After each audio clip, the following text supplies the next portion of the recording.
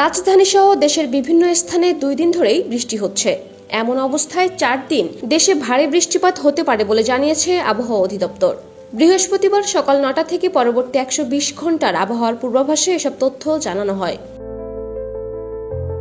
শুক্রবারের পূর্বাভাসে বলা হয়েছে, সারা দেশে কিছু কিছু জায়গায় অস্থায়ী দমকা হাওয়া সহ মাঝারি ধরনের বৃষ্টি বা বজ্রবৃষ্টির সম্ভাবনা রয়েছে। সেই সঙ্গে কোথাও কোথাও ভারী বৃষ্টিও হতে পারে। এ সময় সারা দেশে দিন ও রাতের তাপমাত্রা প্রায় অপরিবর্তিত থাকতে পারে। এই অবস্থায় নিরাপদ থাকতে বেশ কিছু পরামর্শ দিয়েছে আবহাওয়া সংস্থাটি। আবহাওয়া অধিদপ্তরের বজ্রপাতের সতর্কবার্তায় এসব পরামর্শ দেওয়া হয়েছে। এই অবস্থায় বজ্রপাতের সময় 10টি বিষয়ে পদক্ষেপ নেওয়ার পরামর্শ দিয়েছে আবহাওয়া অধিদপ্তর। বজ্রপাত হলে ঘরের মধ্যে থাকুন, জানালা দরজা বন্ধ রাখুন, সম্ভব হলে যাত্রা এড়িয়ে চলুন, নিরাপদ আশ্রয় নিন, গাছের নিচে আশ্রয় নেবেন না, কংক্রিটের মেঝেতে শয়ন করবেন না এবং কংক্রিটের দেয়ালে হেলান দেবেন না। বৈদ্যুতিক ও ইলেকট্রিক ডিভাইসগুলোর প্লাগ খুলে দিন। জলাশয় থেকে তাৎক্ষণিকভাবে উঠে আসুন। বিদ্যুৎ পরিবাহক বস্তু থেকে দূরে থাকুন। শিলাবৃষ্টির সময় ঘরে অবস্থান করুন।